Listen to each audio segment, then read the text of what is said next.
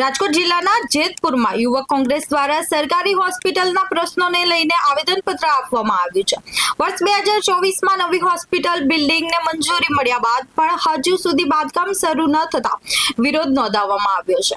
5 વર્ષ વીતી ગયા છતાં જૂની જર્જરિત ઇમારતનું ડિમોલેશન પણ ન થતા કોંગ્રેસ તંત્ર સામે સવાલો ઉઠાવ્યા છે। આવેદનપત્ર હોસ્પિટલમાં medical officer, gynaecologist, ફિઝિયન, sonography doctor તેમજ સિક્યુરિટી સ્ટાફની ખાલી જગ્યાએ તાત્કાલિક ભરવાની માંગ કરવામાં આવી છે।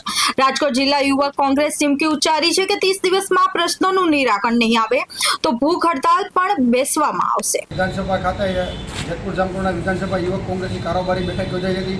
કારોબારી બેઠકમાં હોદ્દેદારોની નિમણૂક કરવામાં આવી જેતપુર તાલુકાના જેતપુર શહેરમાં તથા વિધાનસભામાં।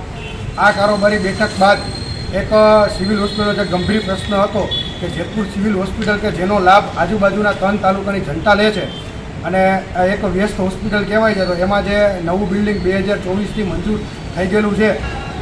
2024માં યુથ કોંગ્રેસ દ્વારા રજૂઆત કરવામાં આવી હતી, છતાં પણ હજી નવા બિલ્ડિંગનું કંઈ કામકાજ કે એનું કંઈ ચાલુ થયેલ નથી। એ બાબત